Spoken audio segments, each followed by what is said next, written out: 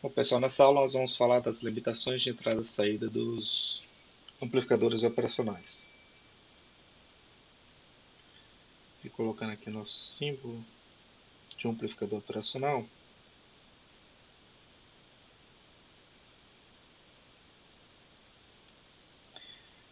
tensão de entrada V2, tensão de entrada V1, tensão de saída V1. Pois bem, a- os dois pinos de alimentação, nós vamos chamá-los de V- e V+, em que V- é a tensão de alimentação negativa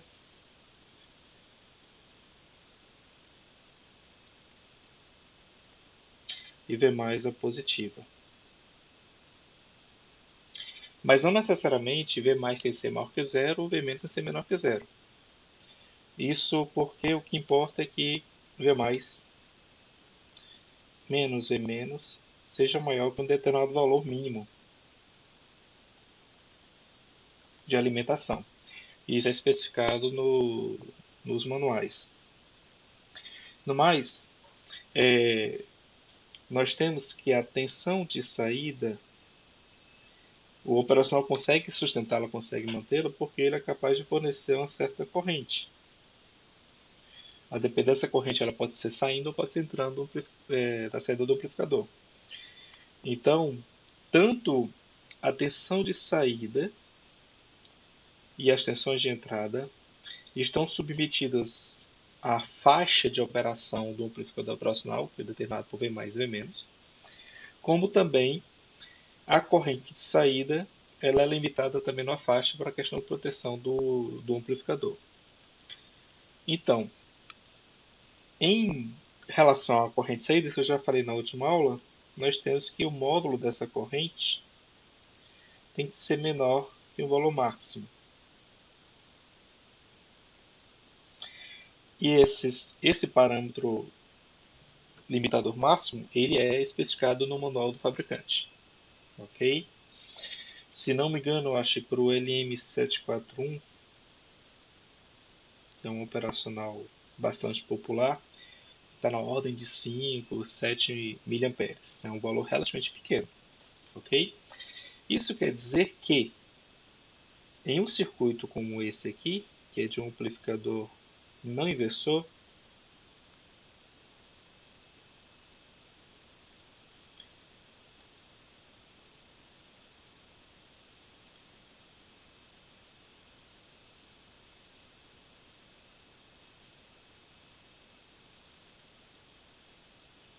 ok?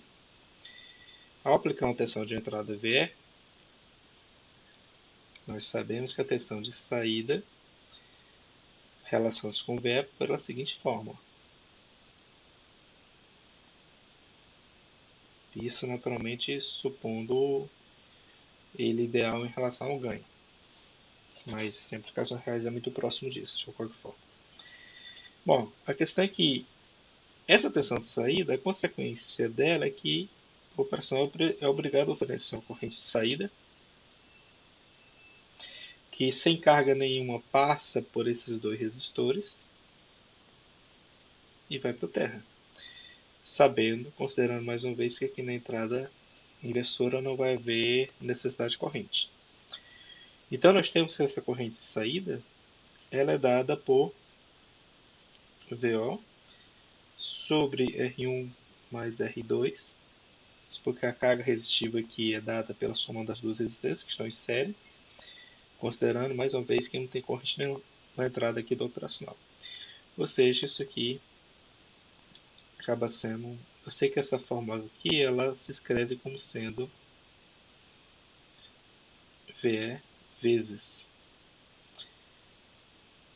R1 mais R2 sobre R1, essa parte aqui da fórmula, resultou nisso aqui, e esse termo de cá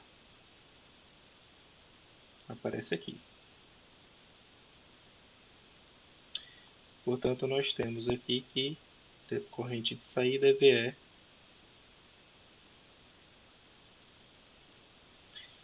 O que é natural, porque devido ao curto virtual, essa tensão VE aparece aqui, então essa corrente de K é VE sobre R1, ok? Bom, diante dessa informação, e sabendo que módulo da corrente de saída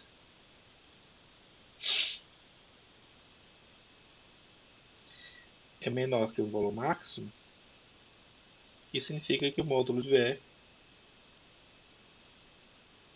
enquanto o módulo de VE for menor do que R1 vezes Remax, nós temos que esse circuito opera corretamente. Fora desse limite, ele vai deixar de operar, ok? O que isso afeta no funcionamento desse amplificador? Vamos cá. Vou partir de outra página. Aqui vou desenhar novamente o circuito.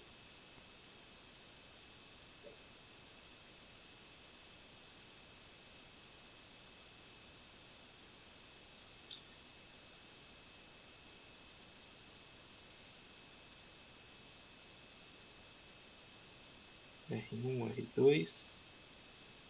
Aqui tensão de saída VO. Nós sabemos que esse circuito, nós temos a seguinte curva característica. Tensão VE, VO. Nós temos essa relação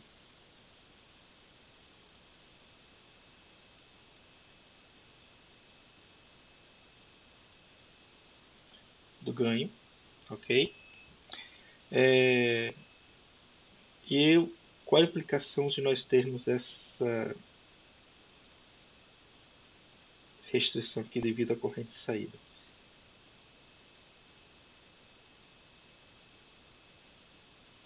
A implicação disso é que essa curva passa a ser limitada a esse intervalo.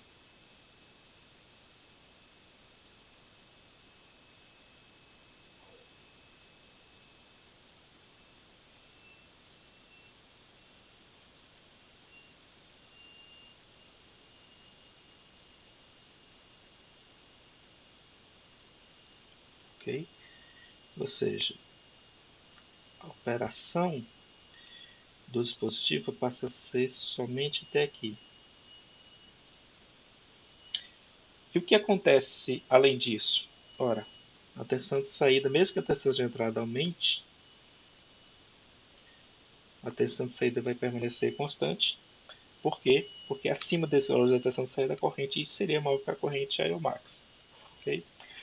Pode acontecer para um outro dispositivo haver um shutdown, uma interrupção dessa tensão de saída. Isso depende do seu projeto, isso a gente precisa olhar no datasheet. Mas no geral, é esse tipo de comportamento que a gente espera.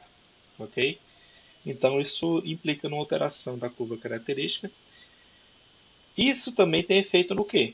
Geralmente quando você vai projetar um circuito com amplificador operacional, você assume, no geral, que a única coisa que você tem que se preocupar é com o ganho, ou seja, se você quer projetar um circuito com um certo ganho G igual a 1 mais R2 sobre R1, você não precisa se preocupar especificamente com valores de R1 e R2, você precisa se preocupar, na verdade, com a razão. Isso é o que o pessoal pensa. Por exemplo, se você quisesse um ganho G igual a 10, você deveria ter R2 igual a 9 vezes R1.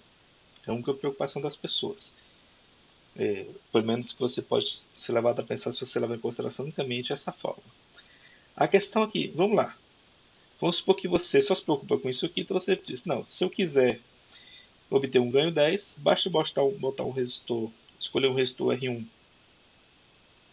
de 1 ohm, um resistor R2 de 9 ohms. Não estou dizendo que eles existam exatamente esses valores, mas assim, só para a gente exemplificar.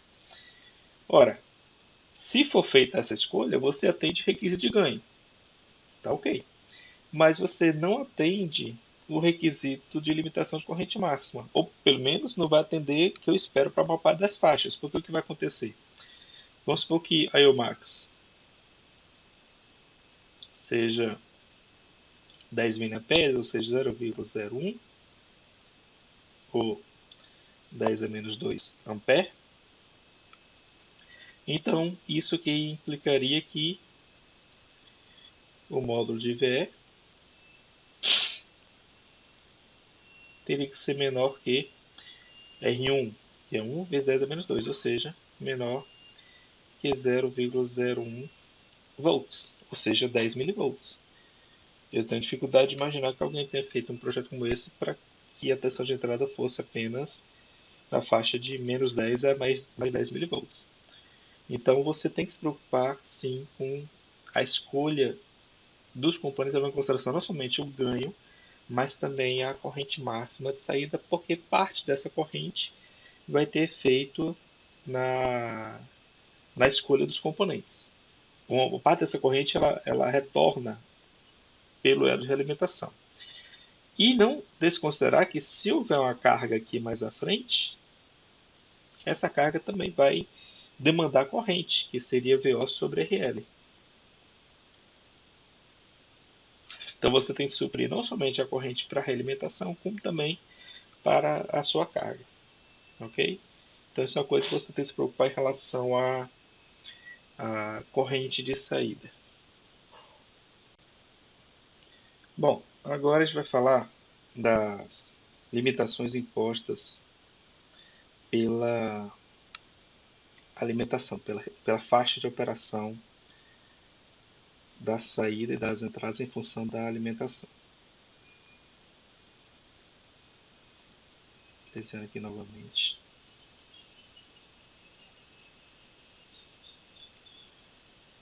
Os principais pinos de um amplificador operacional.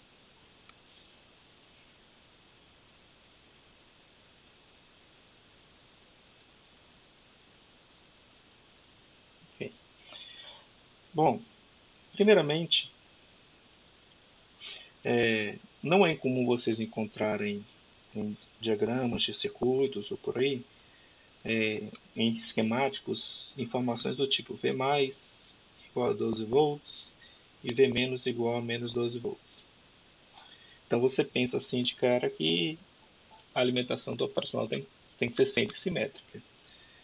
Só que você não consegue atender esses requisitos numa situação real. Você vai usar fontes de alimentação que não vão dar exatamente 12 volts, vão dar mais ou menos uma diferença em relação a isso aí. Ok?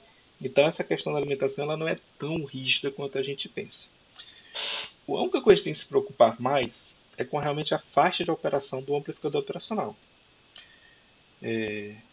O que acontece é o seguinte: nessa faixa entre V- e V+, ok? Que são os potenciais que você determinou para a alimentação, a saída do operacional e as entradas não necessariamente operam por toda essa faixa. Eles vão operar, na verdade, numa subfaixa aqui, ó, que vai de VL- a VL+, que são os valores limitados. Isso quer dizer que essa pequena faixa aqui, que às vezes nem é tão pequena quanto a gente pensa, ela na verdade ela não pode ser explorada pelo amplificador operacional. Ela pode ser da ordem de uns 2, 3 volts. Então isso pode ser relativamente grande. Isso quer dizer que se você alimenta um operacional com mais 12 menos 12, a depender do tipo de amplificador operacional, a tensão de saída não vai alcançar nem mais 12 nem menos 12. Ok? No mais, essa restrição se aplica não somente à tensão de entrada, à tensão de saída, ela se aplica também às tensões de entrada. Então, tanto V1 como V2 com VO, eles têm que estar operando nessa faixa aqui. Ok? Isso é no caso do amplificador operacional mais geral, mais genérico. Felizmente, isso veio por questão de demanda de mercado, necessidade de você alimentar usa amplificadores operacionais não apenas com alimentação simétrica, mas também com outras faixas de alimentação, ou até mesmo com uma simples pilha ou duas pilhas, ou com tensões muito pequenas, é que passou-se a projetar amplificadores operacionais que permitem com que VL+, seja aproximadamente igual a V+, e VL- seja aproximadamente igual a V-. Amplificadores com essa característica são chamados amplificadores Rail to Rail, ou RR.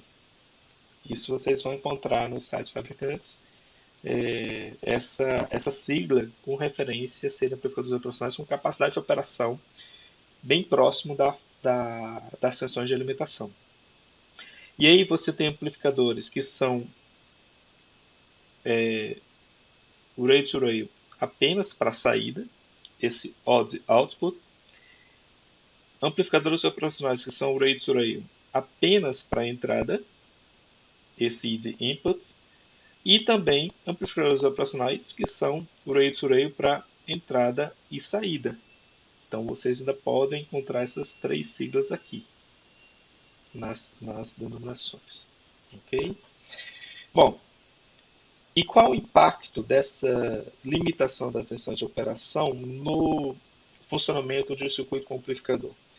A primeira coisa, você tem que escolher um amplificador operacional que atende seus requisitos de operação, de alimentação e de tudo. E essa escolha muitas vezes é feita analisando o tipo de circuito que você vai utilizar. Então, vou pegar aqui um caso, dessa vez vou usar um amplificador inversor para alternar o tipo, para a gente não ficar viciado no mesmo tipo de circuito. E lembrando, pessoal, que todos esses estudos, todos esses circuitos que eu resolvo para esses circuitos com amplificador inversor ou não inversor, vocês devem procurar aplicar qualquer outro tipo de circuito com amplificador operacional, como forma de fazer exercício. R2, R1.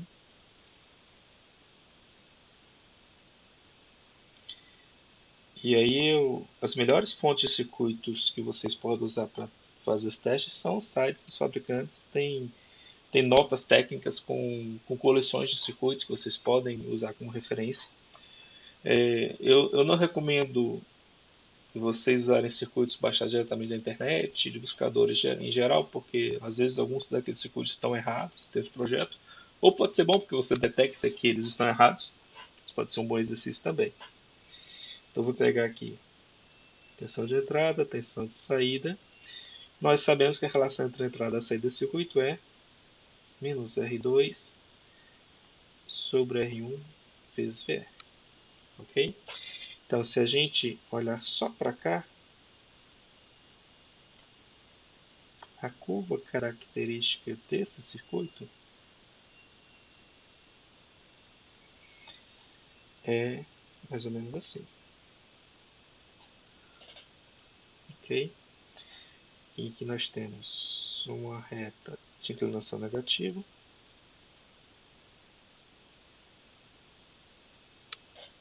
ok? Passando pela origem. Teoricamente, ela vai de menos infinito a mais infinito.